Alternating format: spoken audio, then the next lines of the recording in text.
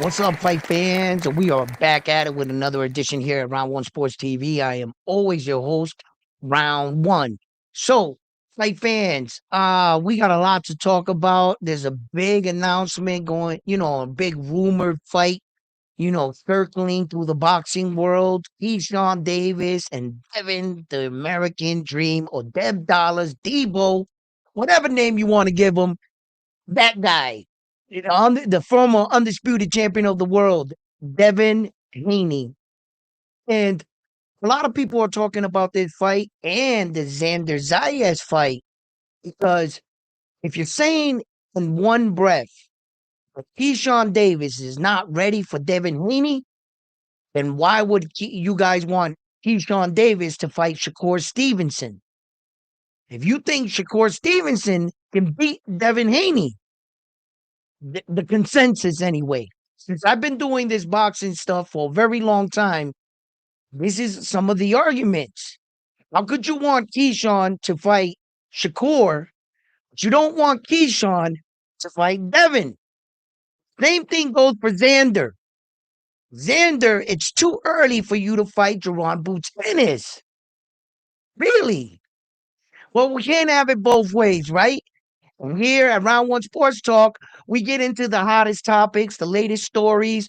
Don't forget to hit that like button, subscribe to the channel, become a Round One Sports Talk member. We break down all these boxing news. So join us. We're going to talk boxing. Let's get right into this episode, y'all. Let's go.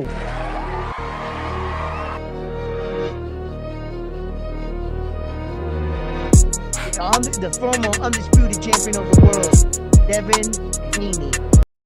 And a lot of people are talking about this fight and the Xander.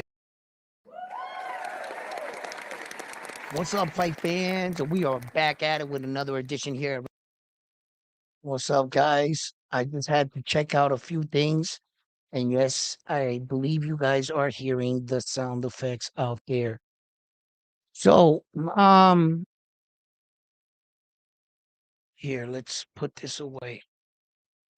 Well, so interesting enough, now I get up this morning, go to the boxing social media platforms, do my roundabouts, and I find out that Keyshawn Davis has become the number one to Devin Haney. Why do you think that is? Guess what was it?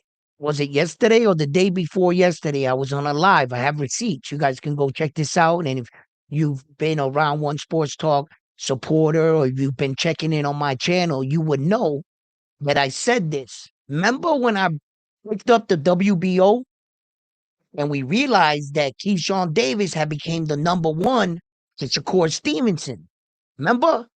And then I was like, yo, just because it's the Puerto Rican belt, we ain't gonna cut him no slack around here. There's no bias, no favoritisms. Okay, you're the Puerto Rican belt. That's okay. I don't have a loyalty or you don't pay me. We don't have nothing. I'm calling it like I see it. So I asked for the WBO to order Keyshawn versus Shakur. Why? Because the WBO did it to other fighters already, where they pressured the fight and they said, hey, you're the number one in the WBO. You got to take the fight. And if we offer you the fight and you deny the fight and you don't have, they said you can, if you have a valid excuse, like if you broke your hand, provide x-rays. If something happened, whatever, you got to, and then they'll look it over and deem it to be credible. And okay, under those circumstances, just like in school, you got to bring a doctor's note. And it's got to be a real doctor's note. They're going to check it out. They're going to call, right? Okay. So the WBO did that to other fighters already. They started advertising and advocating for the fact that they want to help clean up the sport and give the boxing world the best fights. WBO said that. So they said, if we offer you the fight and we see that there's nothing wrong with you, and you don't take the fight, guess what?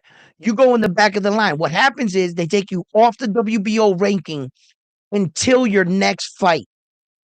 So you won't see that guy on the ranking until the conclusion of his next fight.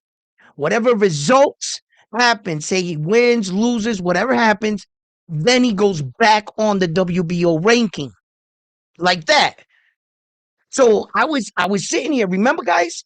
Remember we were talking about it, and I was like, "Yo, hold up, Keyshawn is the number one mandatory right now to Core Stevenson's belt."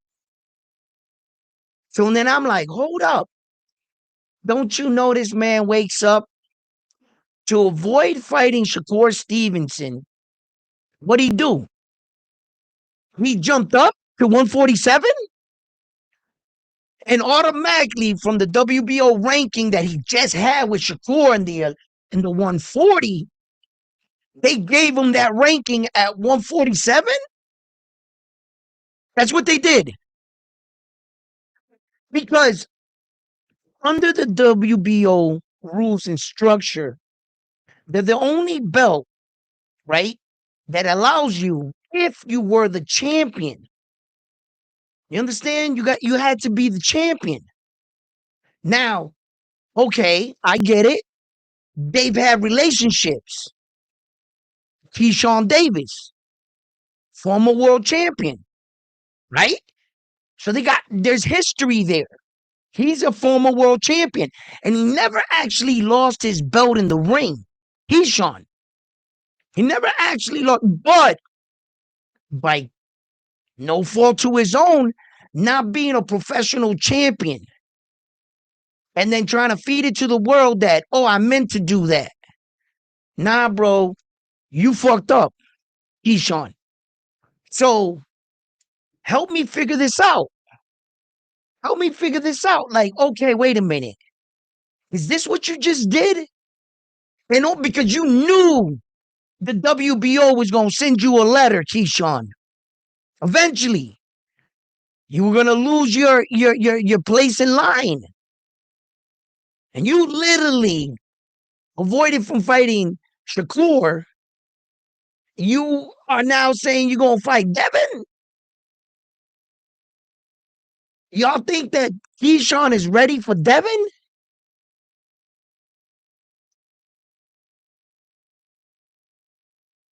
I'm not sure about that one, bro. Keyshawn is good, man. He's great. Devin Haney? I don't know, Keyshawn, bro. You know, they say, yo, he's not ready. Right? Listen, okay. On paper, Keyshawn's not ready for Devin. On paper, nah. Nah. Devin got wins over Loma. Two-time gold medalist. Devin beat George Camboza, was a unified world champion. Nah. Nah, bro. Uh-uh. Devin beat Brian Norman Jr., champion. Devin beat Regis Progress, a champion. Devin fought 9 world champions. 9 world champions. He ain't knocked none of them out. He ain't knocked none of them out. But paper wise, on paper, Devin was undisputed. On paper, nah, Keyshawn can't fuck with Devin. But, you see, it's hard with Keyshawn. It's hard because you got to admit there are certain elements you have to submit. You got to be honest with yourself when you're assessing these fighters. When you got a fighter like Xander Zayas and Jaron Butsenis, many fans are saying that Xander is green, that he's not ready. You know what I'm saying? You know? And I don't I don't think that to be the case here. Stay with me. Yo, do me a favor and hit that like button. I should have as many likes too. Thank you. Round one. So check this out, right, guys? Xander Zayas was at one point in time one of the hottest prospects coming up in boxing. And even though some people say that Top Rank managed him well, I disagree.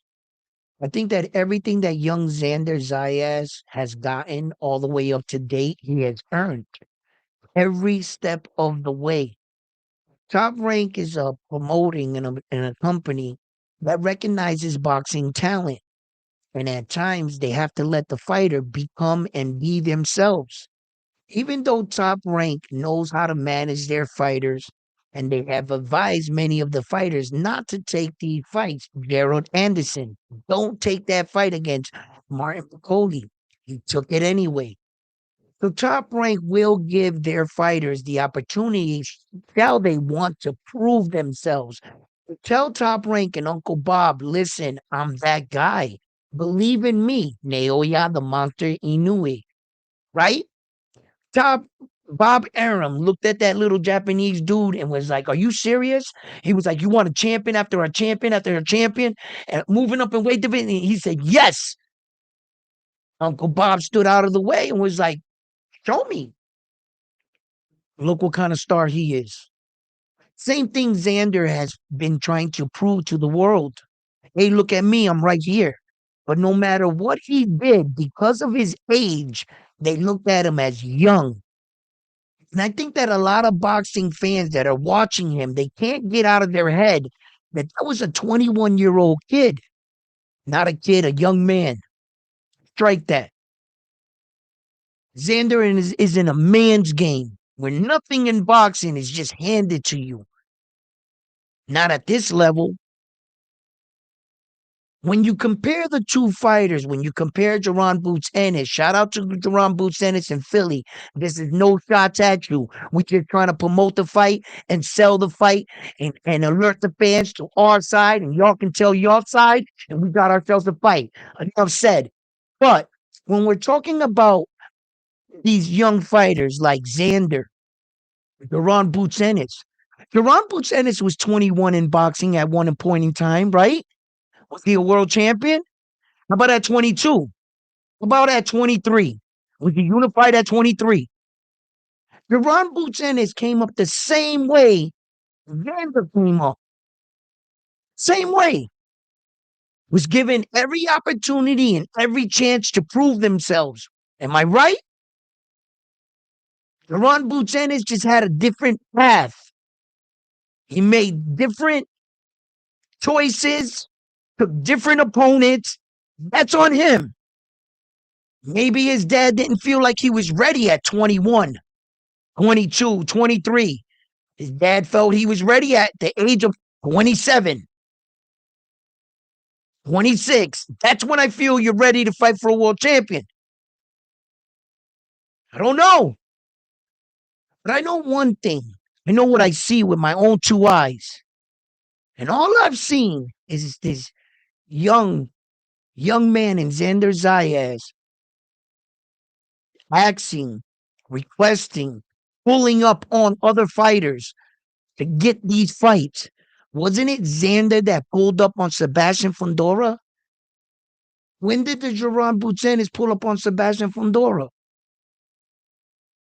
When did Jerron Butzenis shake up the whole division? He went up there and argued with one guy, Virgil Ortiz. Where did that go? You went and shake down the wrong dude. He was broke.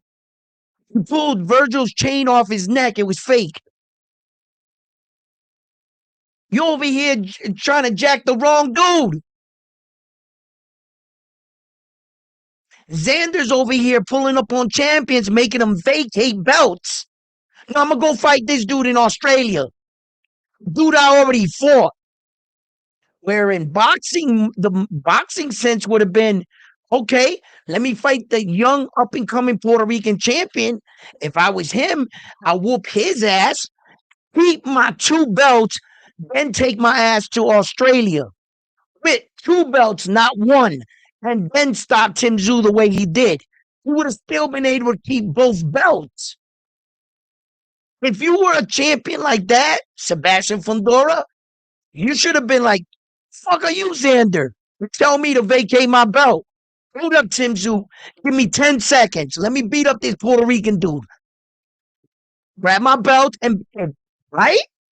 He would have kept 2 belts. But this man vacated the belt to give Xander and Chino Perez an opportunity at the title. Listen, everybody would like to compete against another champion. But if a champion vacates, then on to the next move. Rightfully so, when you fight for a vacated title, both men are given opportunity. One man to walk out of the ring called champion. You earned it. You fought a body for that belt. There are different ways to be awarded and to win a championship. Awarded, the guy vacates, they alert you via email, you're being elevated. Right? Another way is this guy vacates, me and this guy fight for the vacated world title, I win it.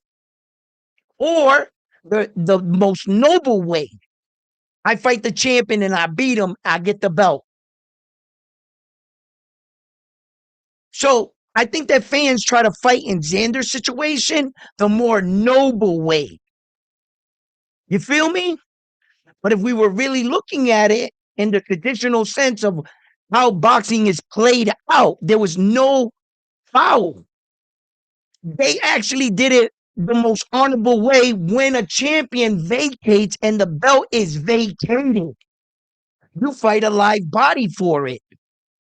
That's the highest way to get a vacate, unless it's now the lowest would be the belt is vacated or stripped, and they just elevate you. You fought no one. You understand? Now you're an email champion. You didn't fight a body for that belt. So what kind of happens in boxing tradition, I guess, right? No, it exactly what should happen. The next person you fight, you do a title defense. So now you secure your championship status. You didn't secure the fact that you won the belt and defended it yet. You can't get both on one night. A lot of boxers try to cheat. They say, no, I got a title defense right here. No, mofo. Up until that point, you didn't fight a body. So until you fought a body, we'll give you that on your next fight. If you're successful, there's the champion's tradition right there locked in. You're an official champion because, as we all know in boxing, it's one thing to win a world title, but you're not an official, full. It's not a rule. This is not a rule. This is just amongst us, world champions and men that wore belts. And they decided a long time ago, okay, it's cool to win a world title. All the champions feel this way. Cool to win a world title. But you got to defend that belt.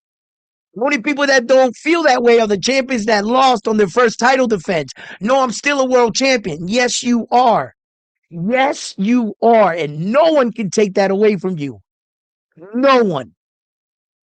But it's just how prestigious there's levels of being a champion.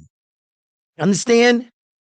The guy that wins the belt and loses it on his necks, right? Like fucking Buster Douglas. Buster Douglas knocked out Mike Tyson. Next one, lost the belts, right? Okay. But you can't take that away from Buster Douglas now, can you? No, you cannot. Okay, then. So, but and then there's just levels. This guy wins the belt, defends it 7, 8 times. Oh shit, he had a run. What did he do as a champion? He wiped out the division. He beat the who's. He beat the best guys. He might have unified. Now that's a different level of champion. Now if he gets 2 belts, 3 belts, okay, you're in a different bracket now. You understand? You can get 1 belt, and just winning the belt doesn't catapult you to the best of the champions to ever do it. Now you gotta start some shit, right? Legacy. That's what we talk about. So the question is Xander ready? Is he ready? Is Keyshawn Davis ready? Well, here, I'm going to give you Xander's first. I'm going to give you Xander's first. Hit that like button for me, guys. Check it out.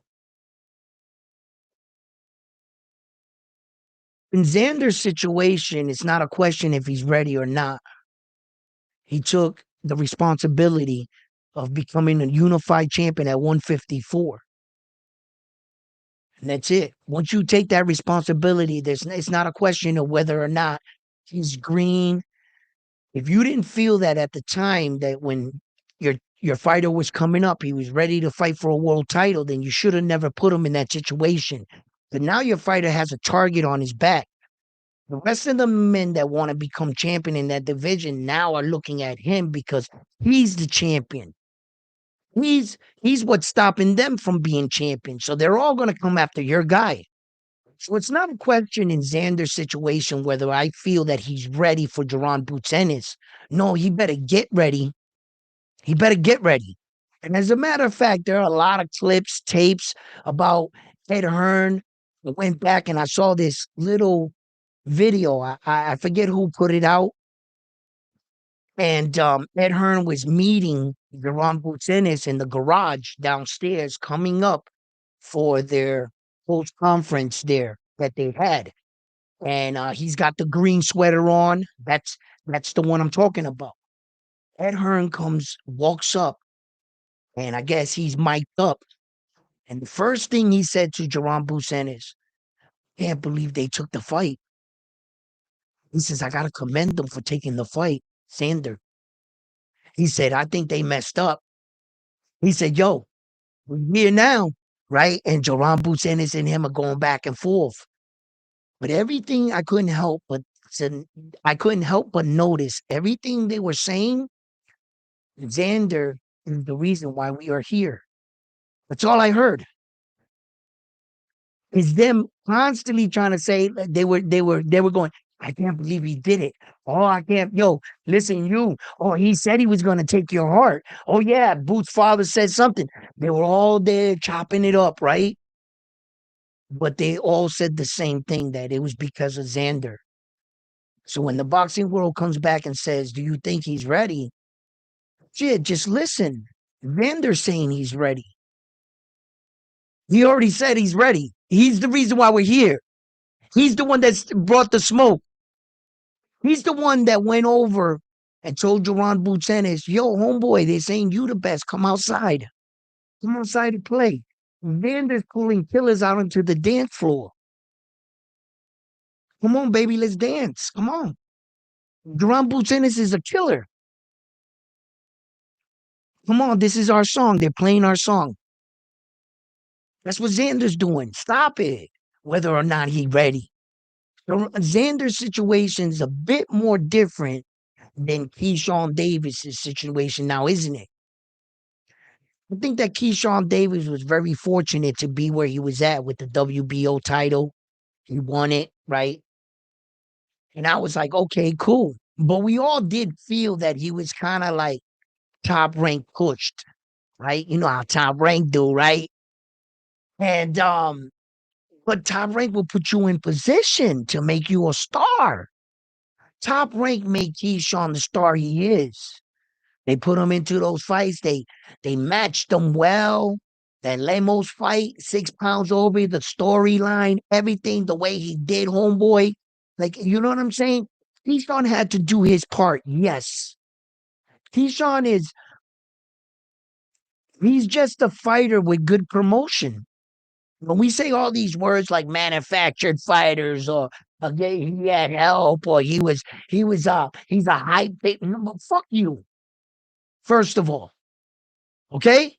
Sometimes we got to recognize and give shout out to our damn promotional company that's doing the right thing and bringing you along.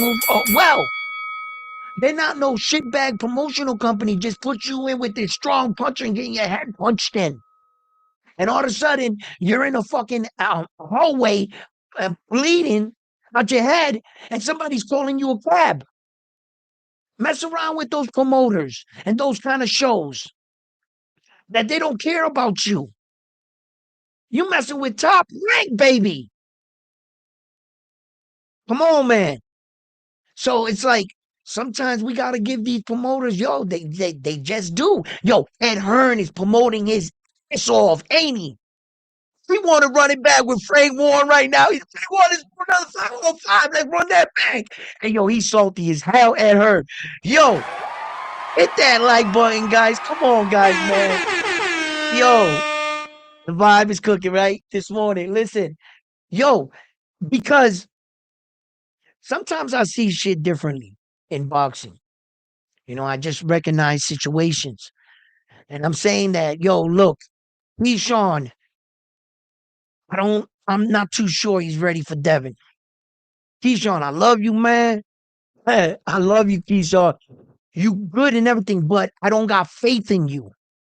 You see, Keyshawn, and you did that to me. Shame on you for making me feel this way about you, Keyshawn, because you did this.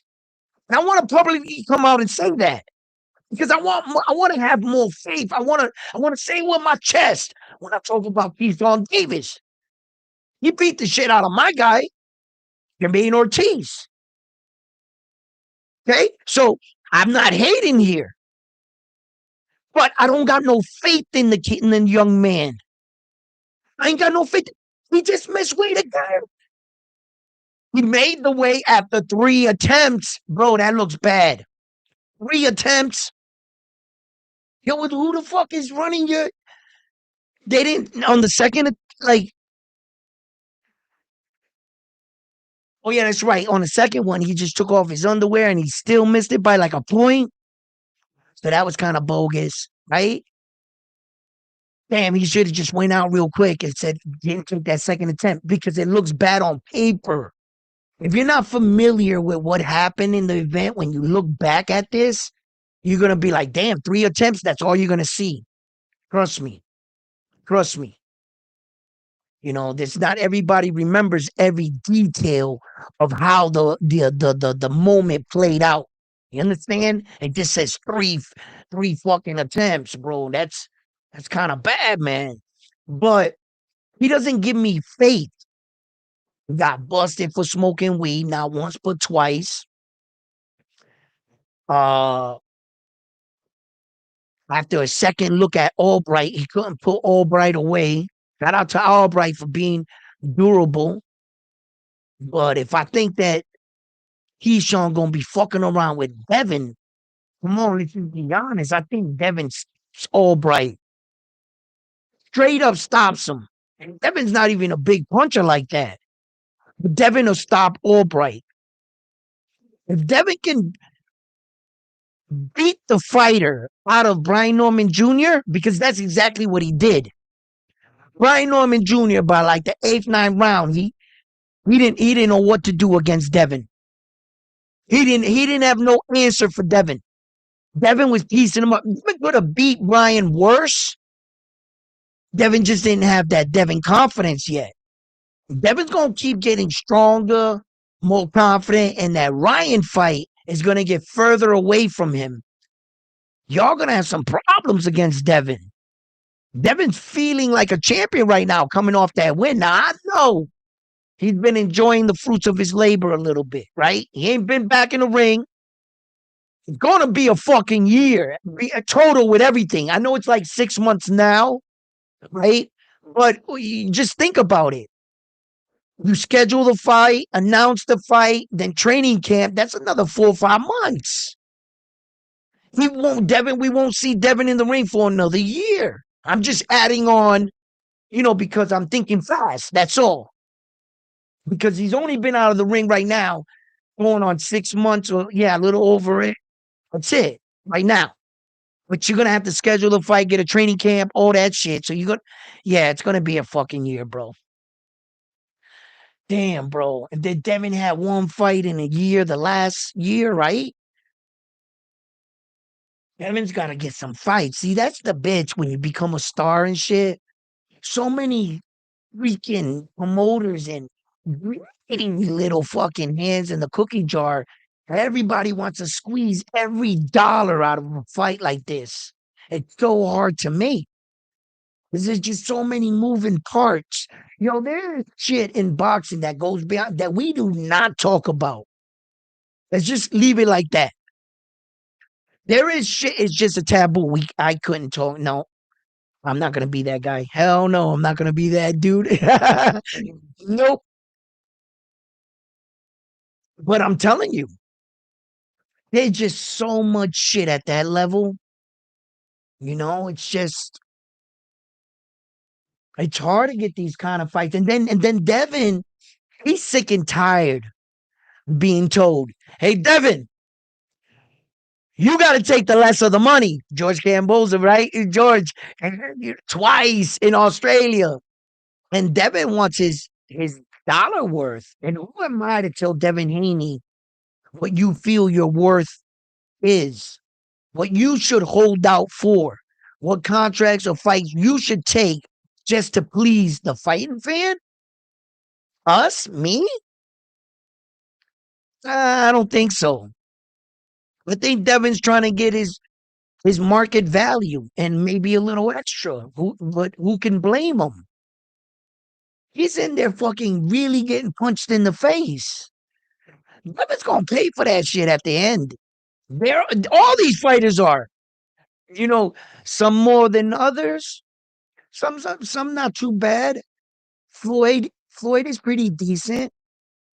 You know, I hear that Sugar Shane Mosley's gonna fight and Flo, whatever that dude, that content creator dude, Sugar Shane Mosley Senior. That's funny, man. But do you hear him talk on Sugar Shane's Mosley Senior? Go right now and pull up one of his latest interviews and get back to me. These fighters pay for that shit. Look at Sugar Ray, man. That might be a little bit common anyway. Um, yeah, man. So I, I, I'm, I'm no one to tell Devin, yo, Devin. You know what, man? Fight this dude right here for X amount of dollars. Because they said they called Devin a duck for Duck and Rolly. Then Bill Haney comes on the Boxing Voice. Shout out to the Boxing Voice and everybody in the boxing chat community. Shout out to you guys. You know what I'm saying? Y'all real ones. So, they they Bill Haney came on, right? And he's talking about like when Devin went on and said, yeah, they made an offer, looks like a good offer type shit. So when they went back to sit at the table, they was like, yeah, we seen your offer. It's kind of tough, but anyway, let us get that upfront money. We ain't got no. What you mean? Give us half up now or whatever. Give us something. And they like, no, because let me tell you something. They write it in the contract. Blah, blah, blah, blah. You're going to get $10 million for this fight, bro. $10 million. And right there in the middle of the contract, it says you'll get $10 million if they reach this number at the gate, pay-per-view buys. If they meet that number, you get the $10 million. But if we don't meet that number, we're going to give you the percentage off that, off what we made off the gate and this. Now, the problem is you never find out that number. That's above your pay grade. They just come back and inform you, you know what, kid? You just missed it, bro. You just missed it. But you don't get the 10 million, but you get three. You get three. Oh, wait. My bag. You're gonna have to wait up on that. Don't cash that check until Monday. It's gonna bounce. Right? Yo, there has been fighters that have not been paid for some events. Even some fighters coming up, all for free. It happens in the boxing world. Sometimes if you're like at the prelim, all the top guys get paid. When the money comes trickling down, your envelope is real thin. You don't even get the money. You know why? Because in your contract, you were leaving out one key word. guarantee money. When Devin Haney and Bill Haney went back to where Rowley offered, there was no guarantee money. The way that Bill Haney described it, he said, shit, they didn't even have money for gas. We not fucking with you, bro. My son go in there, fight, get out, and you guys can literally come back to us and say, you know what? This is all we made. Here you go. That's it. Nah, we ain't fucking with you. They didn't have no investors. They didn't have no money yet for the fight. They were just saying, we know we can build this fight and we could draw this much money if we can get these two to fight together. They were playing with house money. BBC was playing with house money. They going in there just saying, nah, but if we put the fight together, and then I'll give you that money for him. You just using it, man. Y'all don't even got no money. So they walked off on him, according to the way that Bill Haney, and that's the way I took it. And that's what he's saying. That's his side. I'm not, I'm telling you what was said. So, yeah, hold on. Let me read some of y'all chat, man. Y'all typing away. Hold up. Oh, this is Pugs. Damn, you all over the place. Bud and Keyshawn about to make a 147 WBO time. Okay, for PR. Yeah, yo, we got the ranking. We always knew he making this PR trip for the WBO, handling business. Lost it on the schedule. Got to pay track.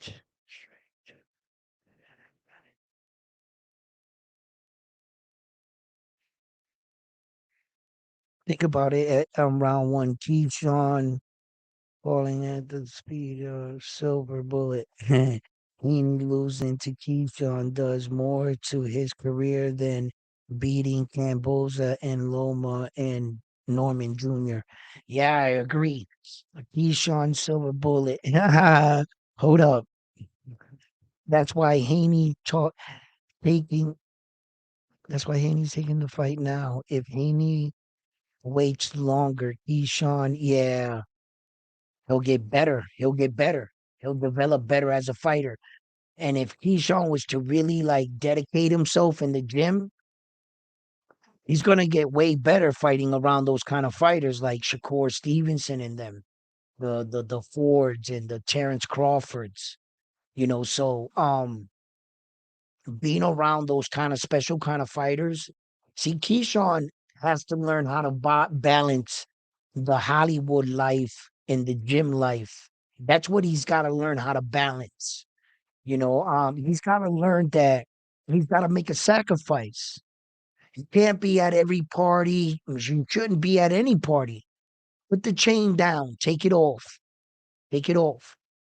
Put on a rope, a rosary bead or something. And not be gold. It has to be plastic.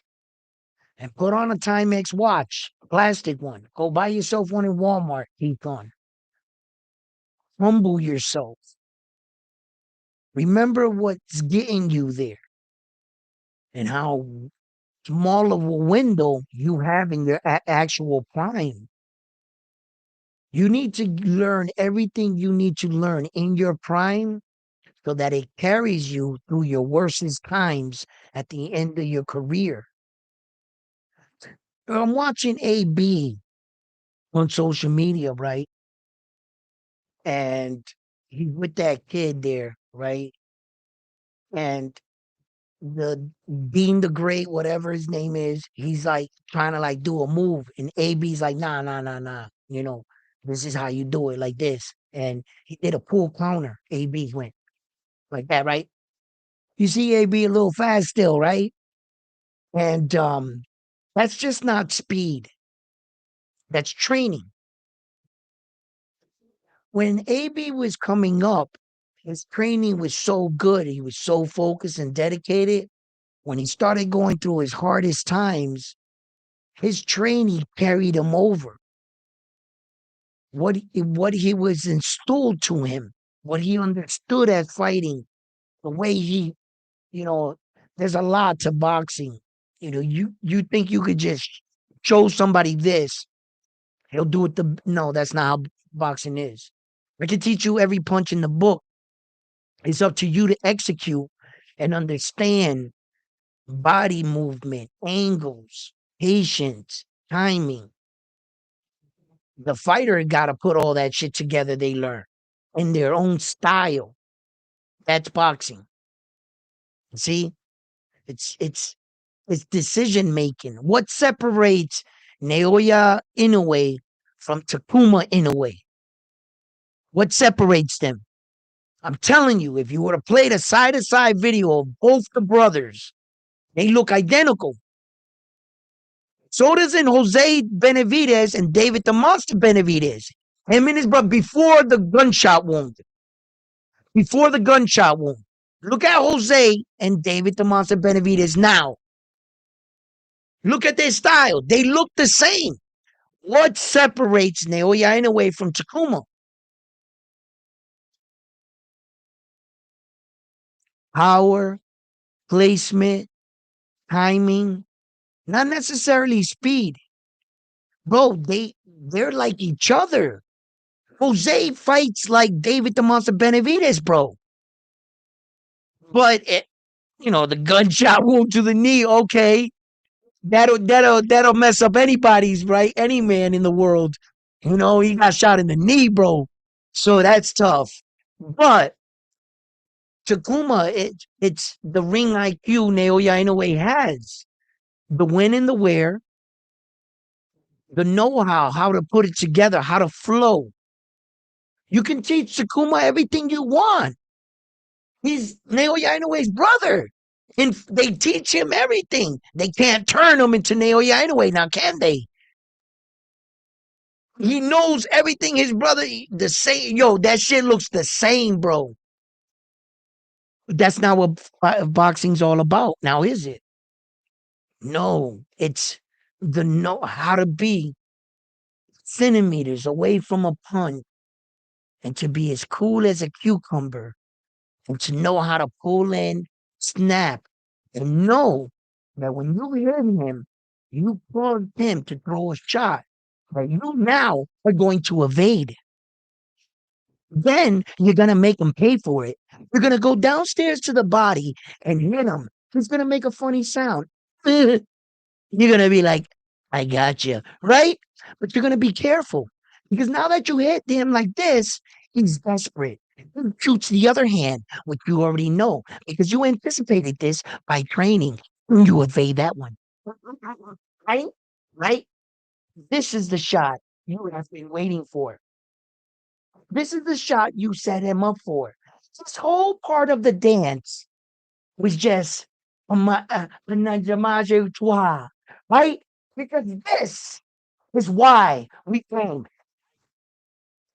Bro, that, that's that right there. That's what separates the best fighters in the world is the know-how. It's the know-how, how not to second guess yourself, to be aware, to know that in previous fights you were a little laxy daisy and you got caught like that. You learned. Remember that day that dude staggered you? You learned. But this time on this day, defense, baby, I learned. Execute. And that's what these fights right here are going to depend on, if you ask me. I think Jerron Boots Ennis and Vander, it's really going to come down to on this level, who can execute. Truth be told, whoever can execute their game plan. I think both fighters are equally fast. Jerron Boots Ennis might have slight better speed than Xander. He's been known to fade though. In them Karen fights, we seen him take time off in between rounds. Now, seen Xander fade late, 10th, 11th. Yeah, I seen that. Seen that. So they're human. Oh, these guys are not robots? They don't have batteries? They actually breathe. Okay.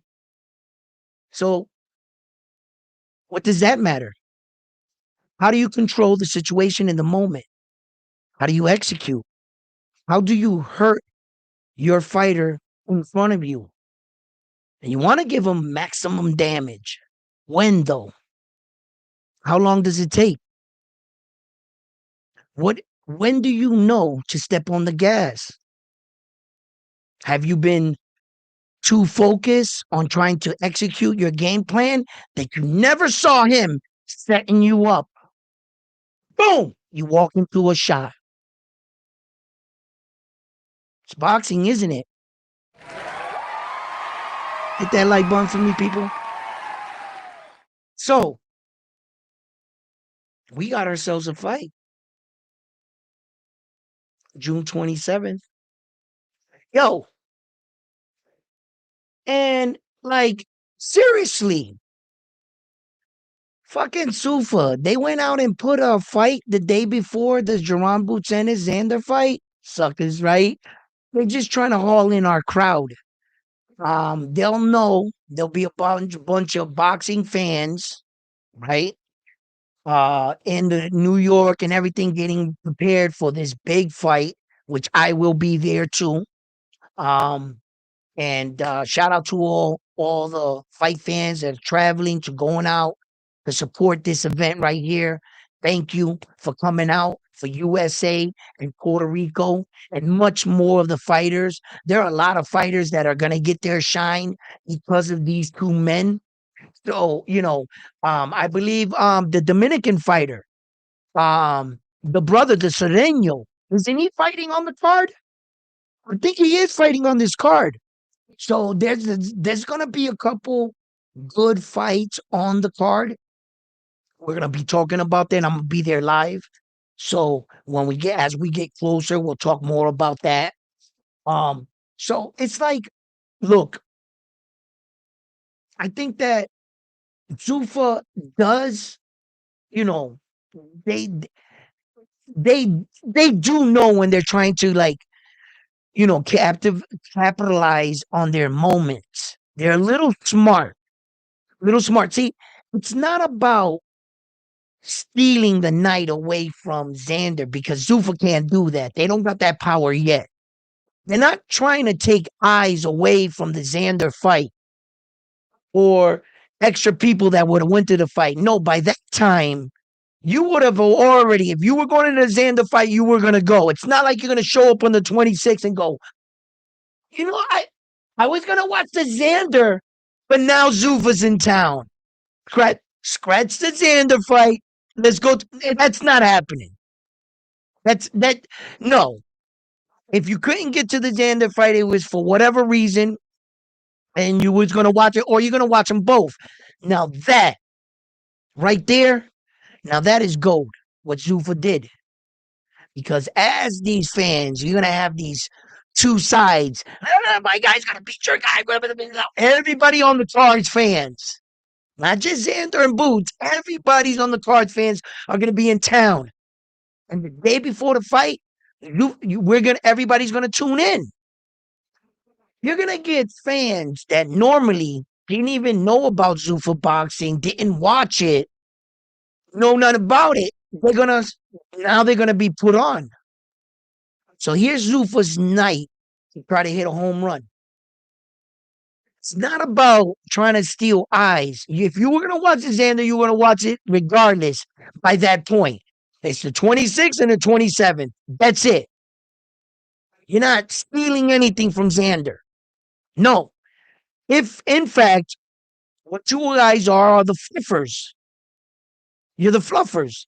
In them triple XX movies, the girls that get everybody ready, Tufa gonna get you ready for the main event.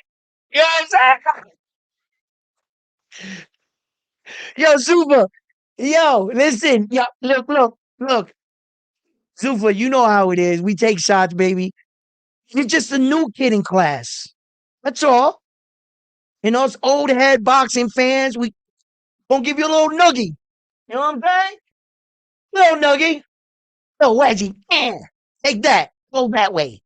We just trolling Zuffa. Got love for him. I'm gonna be watching the fight card. I encourage you guys to watch it. Zuffa just got Shakur Stevenson, right? Mm, damn. Damn, bro.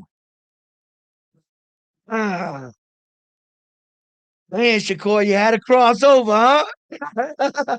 That money's that good. Hey, yo,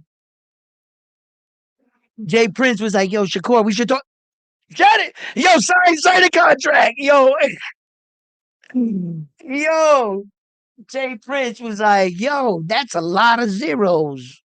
Sign that motherfucking contract, bro. Damn, bro. How'd they pull that off? What did they promise him? Hmm, that's fucking crazy right there. I'm still scratching my head on that one. I mean, gosh. Would you say that Shakur Stevenson took a little bit of that David Haney bag? Would you say that? Like, hold on, let me scroll down. Lufa with Shakur will be the backup plan after losing. Well, I think actually they're already making a backup plan now for all that shit, bro. Yeah, there's no telling with Zufa though. You know what I'm saying? There's no telling, bro. Hold on. Now it's getting becoming the afternoon here and the sun's coming out. This morning it was mad cold. Check it out, right? Um, oh shit.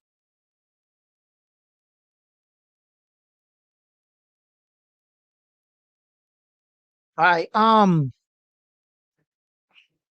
You guys see my fucking this is my very distinguished look. He's very distinguished gentleman, very distinguished.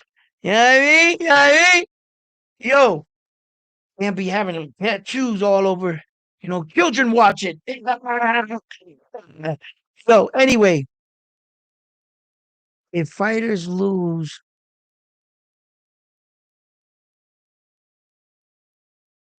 they got the Zuffa option. No, I don't think it works like that, Pug, bro. I'm not sure it works like that, Pug, right? Because under the Sufa bracket for the Sufa belt, it's kind of like a tournament structure. They're kind of saying that if you enter the Sufa tournament structure, that in fact you kind of fight the next man up like that. You know what I'm saying? You don't got negotiation. Not like Ryan Garcia and Connor Ben. Connor Ben's not fighting for the Sufa belt. You understand? So right now, like fighters like Sugar Shane Mosley Jr., I guess they gave Sufa treated him right. Yo, they gave that man a parade. They did all kinds of shit.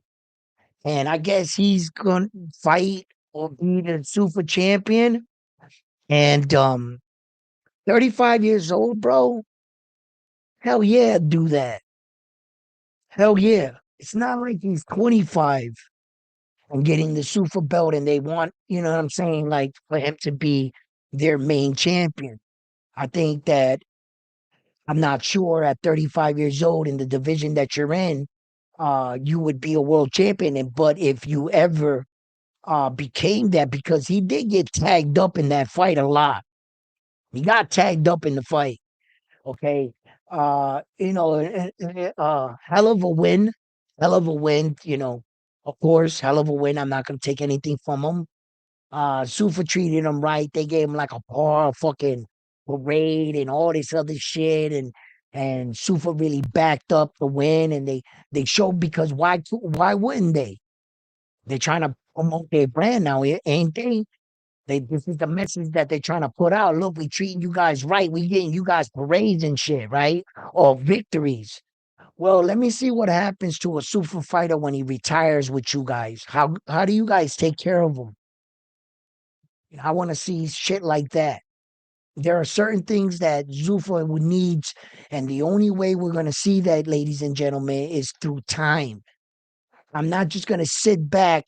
They throw a parade for Sugar Shane Mosley Jr. there, and oh my God, Sufa's the best thing. They're going to take over boxing. They are the greatest entity. Hell no. Let's not get crazy. You know what I'm saying? They're just not proven yet. They got the money. Seems like they got the resources and the connects. Okay, great. Let's see what you do with it. Let's see what you do with it. So like I've always said, and I'm going to stand on what I believe. I'm a bit more reserved about jumping out the window with Zuffa and stamping it our savior for boxing. You haven't saved shit yet. The only thing you've proven that you got a lot of money, you're going to put some big cards together.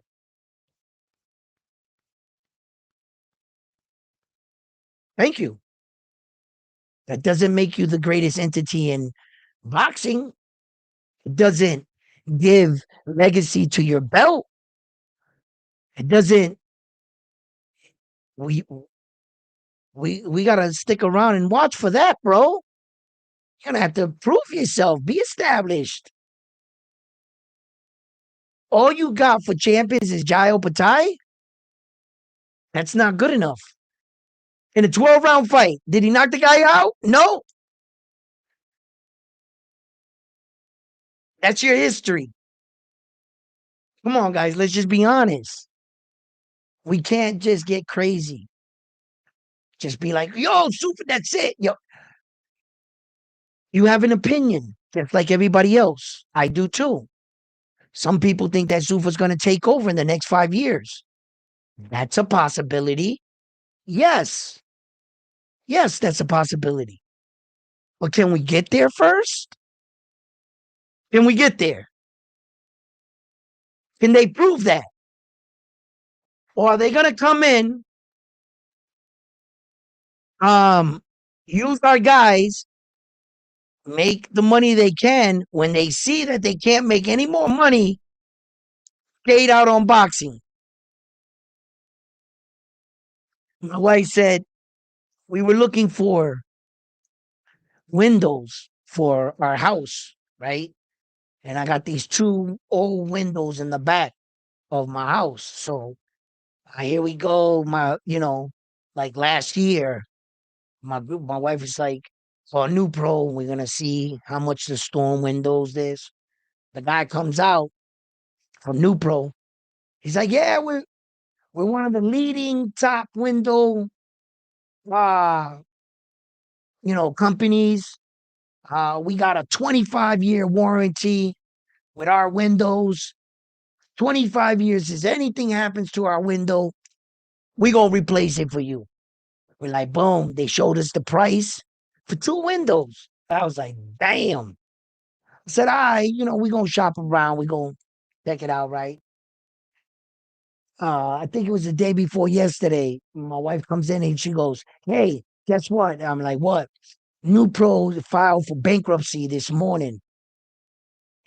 That 25-year guarantee in the windows wasn't a year. Yo, they gone. They filing bankruptcy. Sometimes you saying, oh, they got all this money, Zuffa. They gonna take over boxing in 5 years. Okay. Not even a year later, 2 years. I don't wish this on them, but we could get that story, that article. Zuffa Boxing is shutting the doors. They're having a fire sale. All must go. They got a yard sale on the line. They're selling Zuffa belts and the uniforms. 40% off. Everything must go. and Sufa burns to the ground, bro. I- Not all companies that start make it. Not all clothing brands, sneaker brands. I've seen a lot of things come and go. Can they be an entity and player in boxing that's going to be around for a very long time? You understand? That I have to see. But I've seen a lot of companies, big corporations, try to come out and eat the little business and push out the little guy. You know, then big Walmart super centers started opening up everywhere. Mom and pop stores had to close down the nearby areas. Now look at them. Online shopping took them out. Yeah. So every time like a new thing comes out, you know, I bet you when they made VH cassettes, they were like, boy, we on to something now. And CDs drop. Nobody had a VH cassette no more. Hey, fuck that shit. That shit is old technology. It is nice. So until that shit started scratching. And you couldn't jam out on. We had a problem. MP3 players came out. CDs were the thing of the past. Whatever happened to Blu-ray? Blu-ray was supposed to kick off. Bro, can't tell you how many great ingenious companies I've seen throughout my life so far. We're the best. We're this. We're that. Yo, where the fuck is Sega at? Sega. Remember them? It was shit. I don't even hear Nintendo that much. It's just PlayStation and Xbox now. Where the fuck is Atari? Bro, huge companies. Mass, like, they ain't going nowhere, you think. Gone. So, nah, bro. Nah, you here now, Sufa. I see you. You right there. I see you. You doing your thing. I see you. You signing your fighters. I see you. See how, let's see how long this lasts. Let's see. Because the seed has already been planted. Okay. This is no coincidence, Sufa. It's a well executed plan. These Saudi dudes are playing chess, not checkers. They actually have us surrounded in boxing right now. We're surrounded, and some fight fans don't even recognize it. They're the kind of fighter fans that were like, yeah, so impressed with the fights. But by the time they tighten the knot, that's when the fighting fans that are stuck in the middle are going to realize, oh shit, we surrounded. They'll be the last people to see it. Right now, that Zuffa boxing was like the last piece. He's got a couple more plays. I guarantee it. I don't know what they are. I guarantee he'll have another play, Turkey. Because he got all the promoters, the top promoters in boxing that sit at the round table that typically have the say in putting all the fights we ever see, the top fights anyway. All the promoters on the lower rank from them report to them. Turkey got all of them to sit down and talk. Then Turkey went and got the streaming network, the Zone. They invested capital into the streaming network that streams who fights, their fights. Then he got them all to cross the streets to sign to one streaming network. First move. Second move, he went and got the Ring magazine. He owns the ring belt. Second move. The third move was he also went and bought stock in Matchroom at Hearn's dad's company, which he has a say in what direction the company goes in. Not a very big one. He doesn't own the biggest portion like he does in Zuffa. But and then he went and got TKO.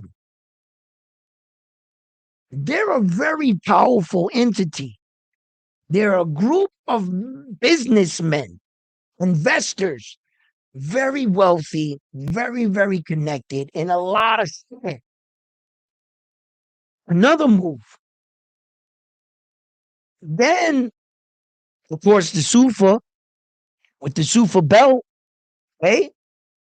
He's basically got all of us surrounded right now. Behind all of this is one man, Turkey. He's connected to it all. And all the money goes back to him and his group of friends that got a lot of money too.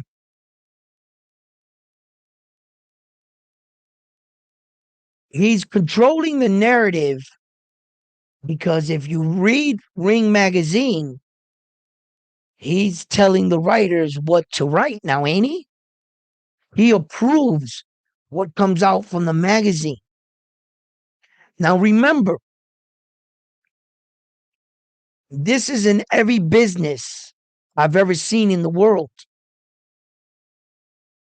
Typically, a good business marketing strategy is to cause an event, but also give them a way out. You also are the person that's fighting against what you just created. Meaning, business 101. You get into an accident, somebody sues you. You're ordered to pay 25,000. Something like that, whatever, right? You can't pay it. The credit people call you and they tell you they're gonna work out your payment. They're gonna cut it in half. And then they gonna pay the rest to these people and they're gonna get them off your back.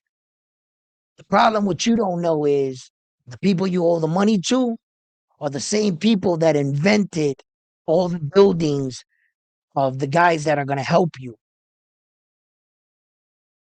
They own both sides. So when you think you're getting help, they're just helping you in a way how to pay that bill for the people they are. That's how the game is played. You understand? So when Turkey's out here, he's gonna give you controversy in the Ring magazine.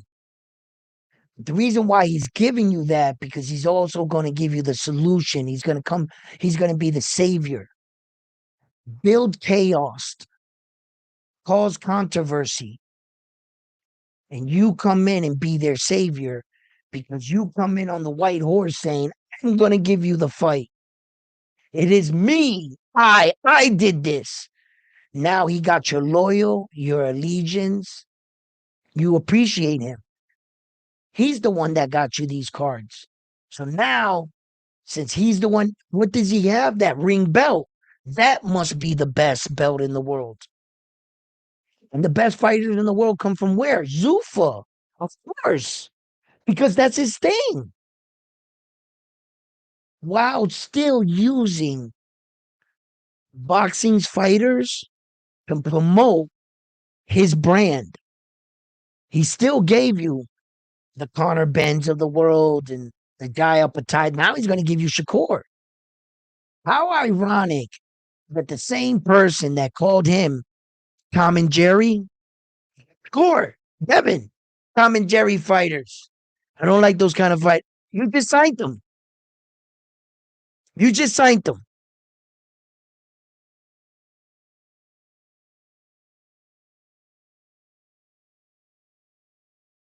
I guarantee you, out of that Ring magazine. The next articles that are going to be published about Shakur Stevenson is about how fabulous of a fighter he is and how he should be placed higher on the pound for pound list. Now that you're actually signed with Turkey, his mysterious ranking on the pound for pound list for the Ring magazine is going to go up. Ring is the one that's telling you everything. They control everything. Now it's just time to execute. We're surrounded. You see how the WBC, the IBF, and all them are starting to realize these things. They're seeing that they're trying to push out the alphabet belts out of boxing. And now what did the WBC say to Jaya Pataya and Noel and them? You know about that situation, right? They're not fucking with them.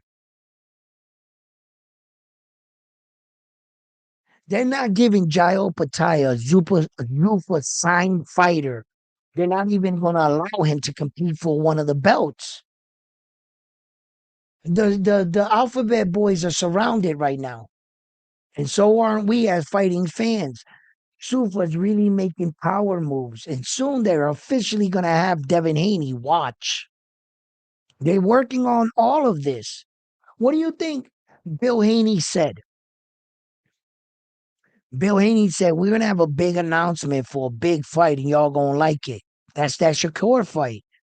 Zufa had to prove to Devin Haney that Shakur Stevenson crossed the line first.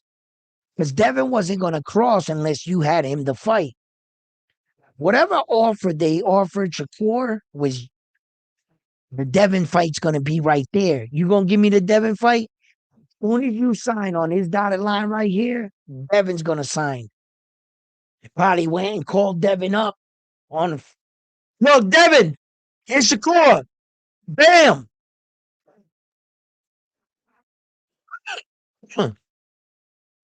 Devin probably said on a video, behind the scenes. I'm not saying he actually did this. This is all me just making that part up. And he like, yeah, man, I'm gonna sign. I can imagine something like that happen, you know? Or they could have had like a video recording of Devin days before and played it on the laptop. Look, look what Devin said, you know? I'm not sure if Shakur would have fell for that.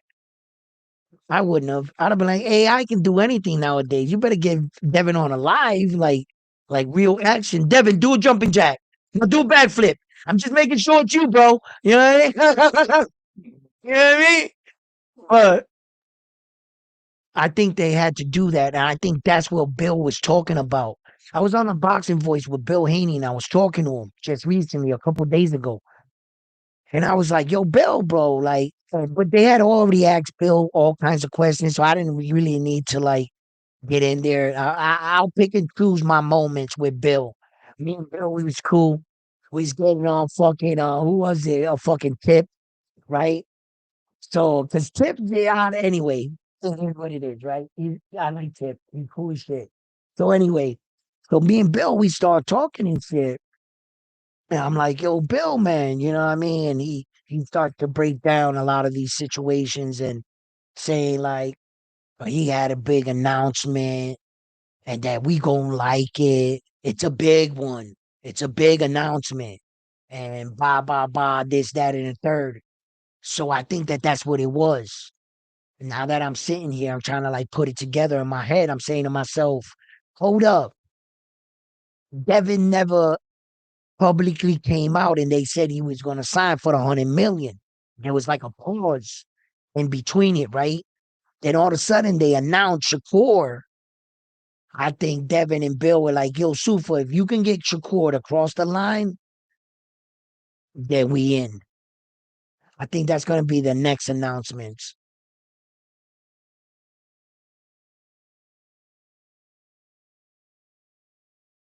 What's up?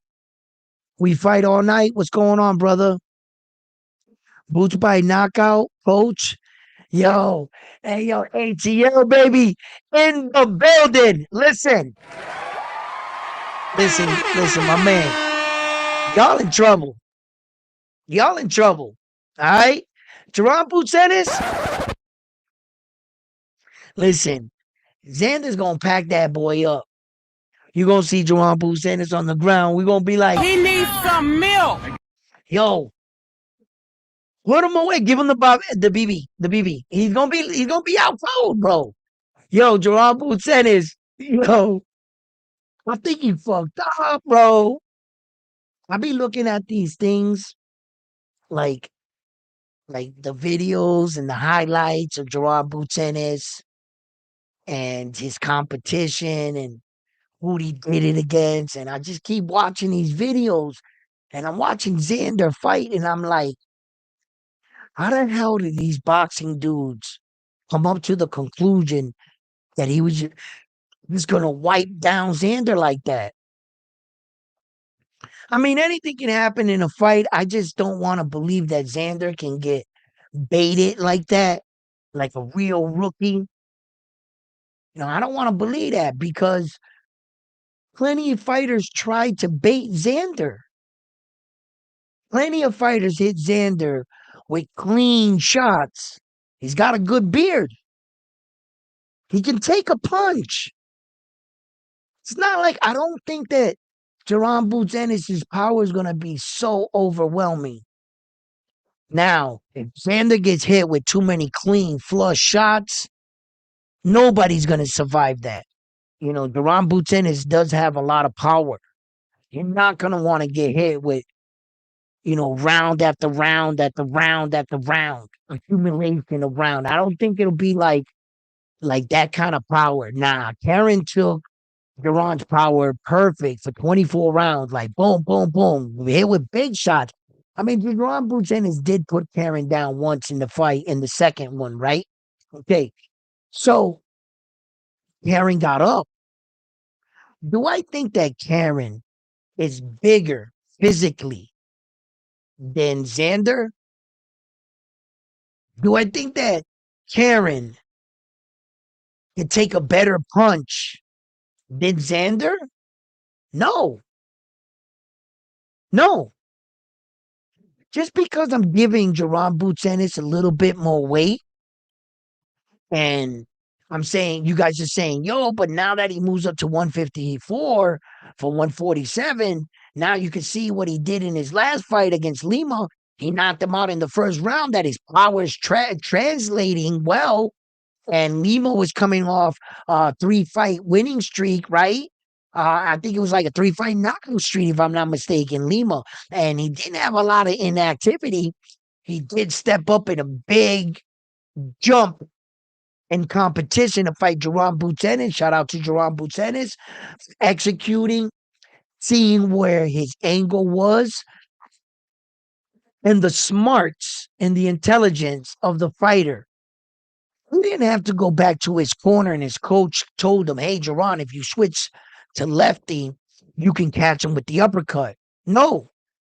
Jerron Butenis made that decision, executive decision, in the moment. He saw this. He said, wait a minute. Got him?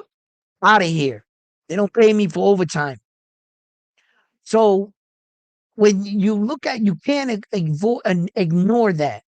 That's the talent that everybody talks about. All these guys in gyms that have worked with Jerron Butenis, sparred against them, that's what they're talking about. That's what's scary, and that's what makes Jerron Butenis the fighter that he is today. And the challenge that Xander's trying to take right now, that's the obstacle right there. Jerron Butenis he's fucking dangerous, bro. Dangerous. Many people got him favored in the fight for good reason. I got you. I just think that the young Puerto Rican fighter he's not going to just hand the belts over to Jerron Butenis.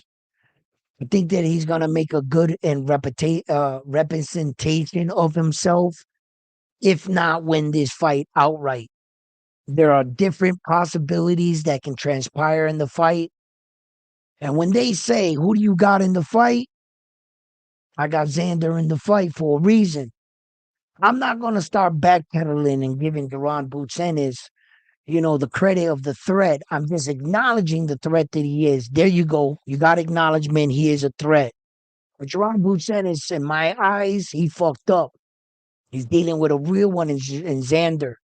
I think he's gonna punch Jerron Buchanan's head right off his shoulders, bro. I think that Jerron Buchanan has never fought a fighter like Xander ever in his career. Why you think Jerron Buchanan is training that hard for this 23-year-old young man? Why? No matter if he's 23 and he's 23, 28, they're exactly in the same position now, aren't they? They're here now, right? Does it matter? No. Are they going to fight? Yes. That's what's important. And I don't think that Jerron Buchanan has fought a fighter like Xander. No. He fought fighters. See, this is what happens in boxing a lot. A lot. This happens a lot. And rightfully so. You never know until you actually in there. Right? That's the only way you're going to fuck around and find out. Am I right? Until you're in the ring with that person.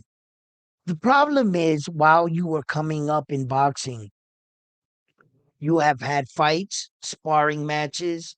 You have fought some up to this point in their careers. You have fought your fair share of competition. You feel like when you look at Xander's fights, you watch them. I've been in the ring with better guys than that. That's what your fighting mind tells you. That's what your fighting mind, and it should tell you that, right? Okay. So when you ever hear the expression, you're not gonna know until you're in there with me. You think that this is like this and this is sweet, and I see windows and we hear that from the fighters all the time.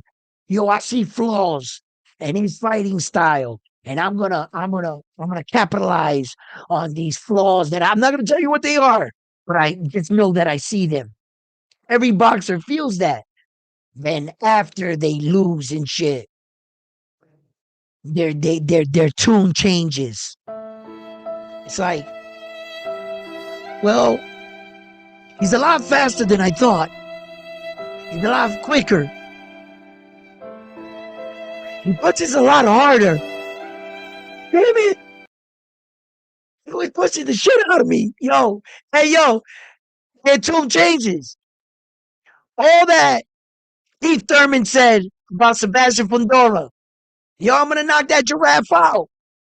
When my pressure is on him, he's gonna think back to the day he was knocked out, and he's gonna have a memory, a flashback, and the pressure's gonna be. Yo, Keith Thurman, what happened to all that shit, bro? I, I don't think you won 5 seconds of any round. Of any round, you didn't even have a moment. Man, Keith, fighters are gonna think these things. They're gonna say these kind of things. They're gonna believe that they can execute. I think that in this fight with Xander and Jerron Buchanan, it's truly up to the fighter that executes their game plan. You know, um, I've seen boxing, man. It's so fucking beautiful, right? It's such a violent sport, right? I saw Lee fight. Uh, there was just so many. I wanna take different fights and stuff, but Diego Corrales is one you might be familiar with. You know, Castillo. Uh, that was just a comeback beyond comebacks. But if you're not careful, here one guy could be winning the entire fight. Jerron Buchanan is out there, and we're heading into the 10th round, and all scorecards, they got like 2 rounds for Xander. The rest has been a clean sweep for Jerron Buchanan all the way up until this point in the 10th round. We entering the 10th round, just like Brandon Figueroa and Nick Ball. There was no way if Nick Ball went to the scorecard with Brandon, they were going to give fucking Brandon the nod. We all knew that. We knew it. Even though we felt like Brandon was going to win in the fight, it didn't matter. If Nick Ball got to the scorecards, come on, bro. I know we never gonna know. We never gonna see it, right? And that's but I just had a hunch. And yo, Xander could be losing on all scorecards entering the 10th round. And Jerron Buzenis is not careful. All of a sudden, slip, oh! And then all of a sudden, that little guy comes out. He knew he fucked up. It's a car crash. And all of a sudden, you went from being on a high note. I got this. I'm about to walk out. You thinking about the after party. You looking at your chick. You the check is already cashed in your head.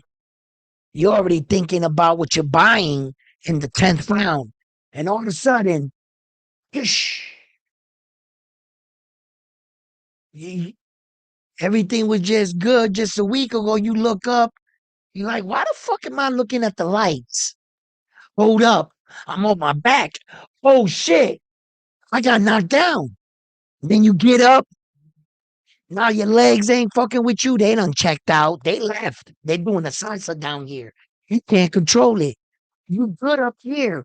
But your legs are doing the forbidden dance. They're like this.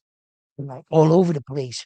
You AJ right now. You AJ doing the salsa. Right? And your fucking whole life, every like you can't believe this shit. You up against the rope, the referee looking at you, you looking at him, you got a dazed look in your fucking your girlfriend is fucking crying. You went down. You saw that dress in that car you were gonna get her go right out the window. Everybody's already texting, making memes, snapping photos of you. You trying to get it together. You want 10 more seconds in the fight, and all of a sudden you see the worst thing. You see the ref go like this in front of you. And all of a sudden the crowd just starts to cheer. That dude jumps up. And you knew at that moment you lost everything. Your belts are gone. Sponsorships probably too. You left millions of dollars on the table for your next fight that was probably being negotiated behind the scenes to this fight. Everything just went out the window. You are Ryan Garcia against Rolly. That's who you are. All that Devin money went on that table. Devin just saw all the money just go right out the window. They could come back now that Ryan redeemed himself with Mario Barrio. But if he didn't do that, just live in the moment. At the time in New York, when Ryan went, lost that belt and lost that fight to Rolly, they were fighting for the vacated title. That tell me all that money. He didn't watch that money just fly off the table.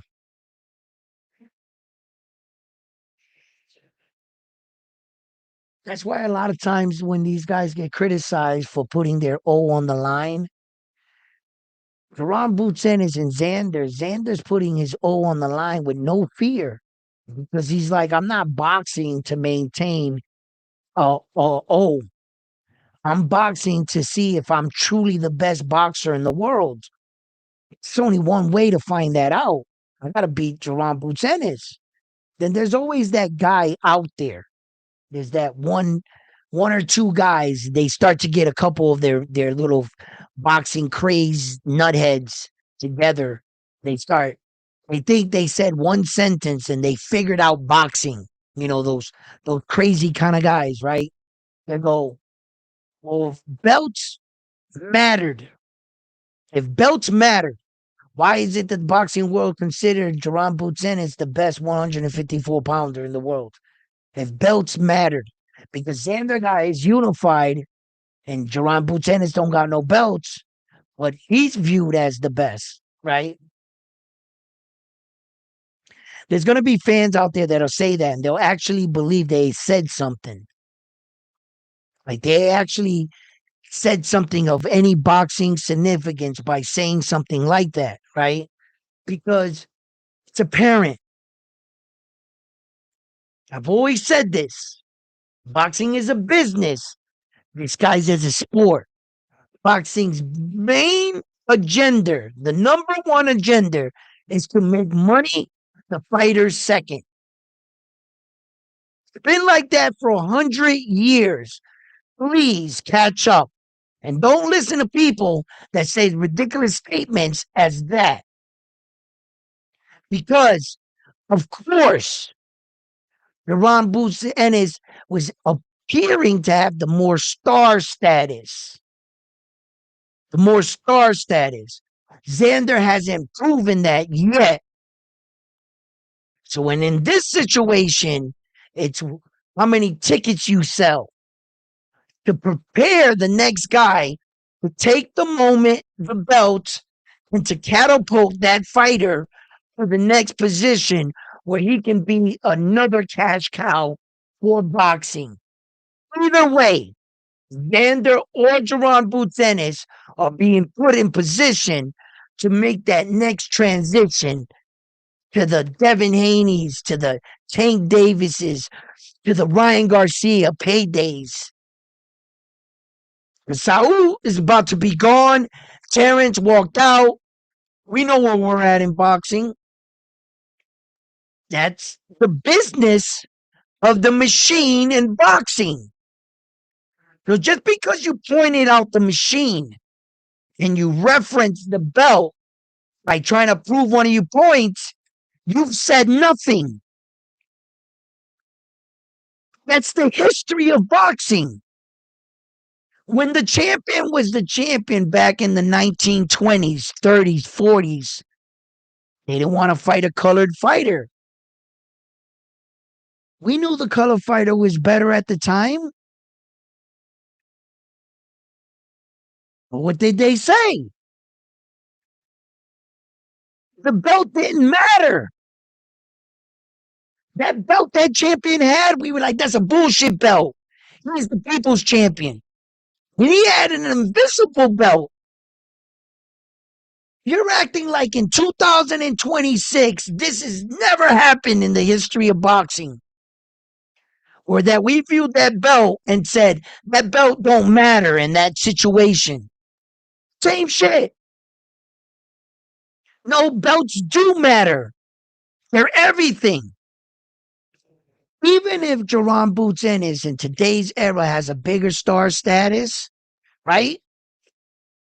If belts didn't matter, what is Jaron Boots Ennis being called in the ring?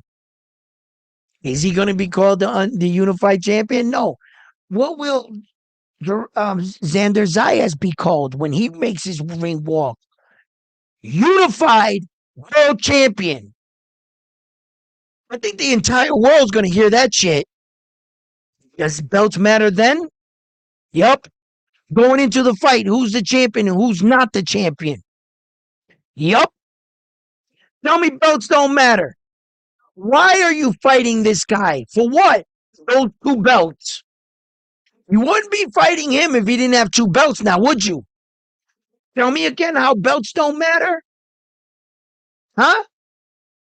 Just because you're trying to cover it up, the fact that he doesn't have two belts, but he's reviewed as a better fighter in the division. When you have two belts, don't try to blind me with your bullshit. It's just star status.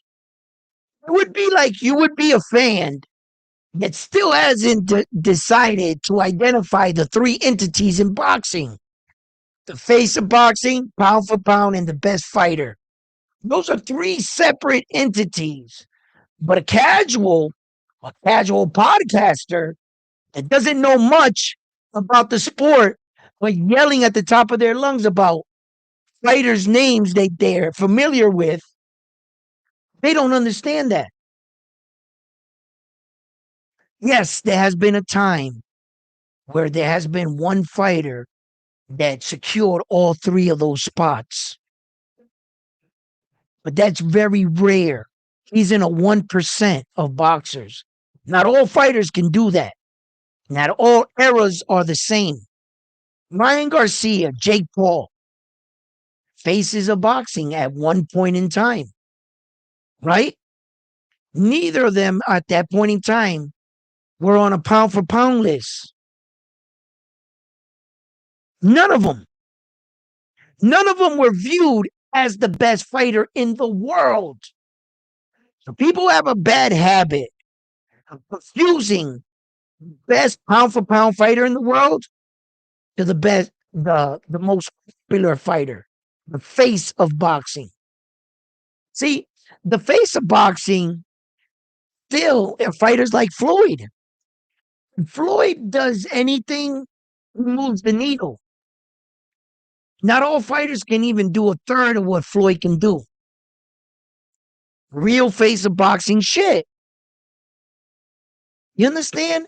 The face of boxing is a fighter that is worldwide recognized. Jake Paul, Ryan Garcia, Tank Davis. Worldwide recognition. Not the most skilled, Naoya Inoue.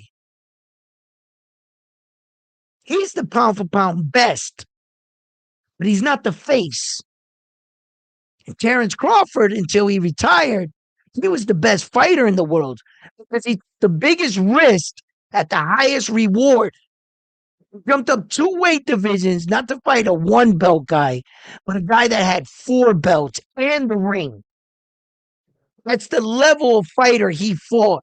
It's the best fighter in the world shit. Until someone else does that, well, your level of difficulty wasn't on the same level as Terrence. But just because Terrence beat Saul, it didn't make him the face of boxing, now did it? No. Terrence had 2 of the entities. At that point, he was the number 1 pound for pound, and he was the best fighter in the world.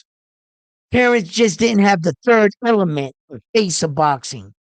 He didn't have the trifecta like Mayweather did. You understand? Like Roy Jones did. Roy Jones Jr. was all 3 wrapped into one. There's very, very rare moments when a fighter can be all 3 of them. Sometimes a fighter is one of them, maybe 2, but not all 3. And boxing fans, on a day-to-day basis, they get up on these things and they argue these things like you gotta be all 3 of these things. They don't know how to separate them. They keep arguing passionately. No, this is like this. This means this. And because of this situations, now all of a sudden, belts ain't shit. And they think they proved their point. They think that they said one eureka moment, and that proves it. Wait, bro, if you don't get your coney ass out of here with your mumble jumble bullshit, well said from a guy that supports people that don't win world titles. I guess you would say that belts don't mean shit because your guys typically only have 1 belt or no belts. Sounds like something a guy that can't win belts would say. Because ask the guy that got all 4 belts if belts mean anything. Why do you think David the Monster Benavidez can't rest until he gets all 4 belts? How do fighters prove and shut the other guy up? By what? Getting what? Belts. How is it again? They don't mean anything? And who the fuck told you that? I would suggest you stop listening to those guys. When listen, This should tell you everything about a podcast or anybody that's ever said that belts don't mean shit. I'm gonna leave you guys with this and clip this and send it to whoever you want. Because I'm not speaking to just like one person. I'm speaking to the entire boxing world. Like, if, listen, when they try to turn around and say to you that belts ain't shit, that, that it's up to discretion because these guys are already famous and they can pull it out, just remember what they're actually saying. To all the guys that say that belts don't matter, this is what you're actually saying. You got a podcast about a boxing sport, but you're disrespecting and downing their highest accolade, their trophy, their Super Bowl, their World Series. You're saying that the very sport you cover is bullshit because when you get to the championship level, not even you honor it. So what the fuck are you covering? Are you promoting boxing or are you trying to destroy it? Because according to you, not even the highest award in the sport of combat means shit to you. Because you're constantly telling the people that the gold means nothing. What are you fighting for? And how are you going to get all these guys to pay you millions of dollars for fighting for no belts? Fight fans, truly, listen, hit that like button for me. My opinion, I would have to stop watching somebody that is literally saying that the highest award, like if I covered basketball, hey, the NBA trophy ain't shit. If I covered football, the NFL trophy ain't shit. You don't need that to be the best. If you had a guy saying that, I would advise you to stop listening to him. And I'm asking you to do the same thing in our sport. Help keep the belts prestigious, know what we're fighting for, and know what the value in a world title is. Thank you, fight fans, for tuning in. Thank you. It's always been my pleasure here at Round One Sports Talk, where the all fights start. Round one. I'm gonna hop on tonight with the rest of the crew. I just wanted to do a little morning thing for my morning guys. I don't got my co-host up here. You know, my eyes always bad, man. I read a few chats and shit, and I can feel them already. I'm gonna get out to the doctors, man. I'm lying. I am lying. I am fighting this getting old shit, man. That glasses shit for the birds. Be yo. I am such a hypocrite when it comes to myself. Don't let me lie to you. Because I got no problem being on the cardies, right? Because I know what they are, right? Rather than going and getting some eye exam or getting some real glasses for myself. No, round one is stubborn. Don't, no. Not even I am safe for my own self. You know what I mean? I'll call myself out on shit. It doesn't mean I'm going to do it. We're not all perfect. You know what I'm saying? We're not. Bro, I think it's a mental thing or something in my head. Maybe I don't know. Maybe I bullied kid with glasses and I don't remember. I don't know why I fight it so much. Just go to the eye doctor. Bro, my wife tells me all the time, just grab one of those Walmart pair off the thing. I'm like, man, I'm putting that shit on a read. I say everything. But anyway, enough of me. I'm good. I can see. I'm good. Say salute my ninja. Yo, anyway, fight fans, thank you for tuning in. No, hit that like button. You know, I say hit the like button. You guys act like I want you to give me a kidney or something. You know what I'm saying? It's you guys, it's not even a super chat. Just hit the freaking like button, bro. All right. Comment on the fucking videos, guys. Let's go. I'll see you guys tonight, 7:30.